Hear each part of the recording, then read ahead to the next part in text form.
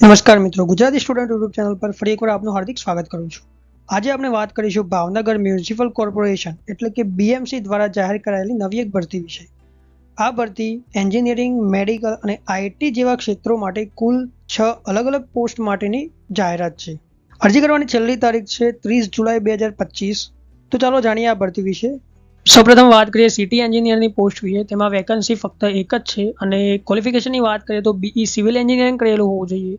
एक्सपीरियंसनी बात करिए तो 10 वर्षનો કન્સ્ટ્રક્શન અથવા મ્યુનિસિપલ પ્રોજેક્ટમાં અનુભવ હોવો જોઈએ અને પગાર ધોરણની વાત કરીએ તો 78,800 થી 2,09,200 સુધીનો લેવલ 12 નો પગાર આપવામાં આવશે અને એજ લિમિટ છે 45 વર્ષ।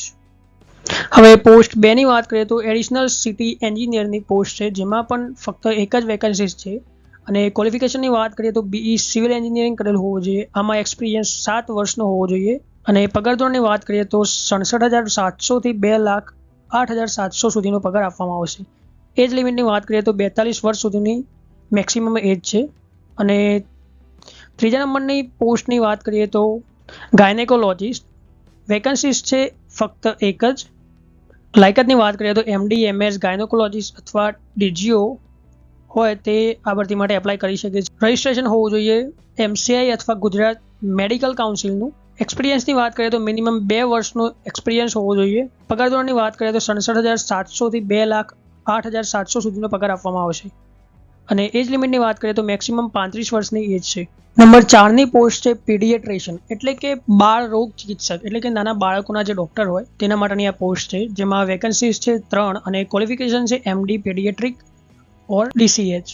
આમાં પણ રજિસ્ટ્રેશન ફરજિયાત છે અને પગાર ધોરણની વાત કરીએ તો 67,700 થી 2,08,700 સુધીનો પગાર આપવામાં આવશે અને એજ લિમિટની વાત કરીએ તો મેક્સિમમ એજ છે 35 વર્ષની। આગળની પોસ્ટની વાત કરીએ તો ઈડીપી મેનેજર, તેમાં એક વેકેન્સી છે અને ક્વોલિફિકેશનની વાત કરીએ તો બીઈ બીટેક ઇન કમ્પ્યુટર કરેલું હોવું જોઈએ અને 5 વર્ષનો આઈટી સિસ્ટમ, ઈઆરપી, એમઆઈએસ વગેરેનો એક્સપિરિયન્સ હોવો જોઈએ। રેફરન્સમાં smart city, urban IT system વગેરે હોય તો વધુ સારું અને પે સ્કેલની વાત કરીએ તો 53,100 થી 1,67,800 સુધીનો પગાર આપવામાં આવશે। આમાં એજ લિમિટ છે મેક્સિમમ 40 વર્ષની।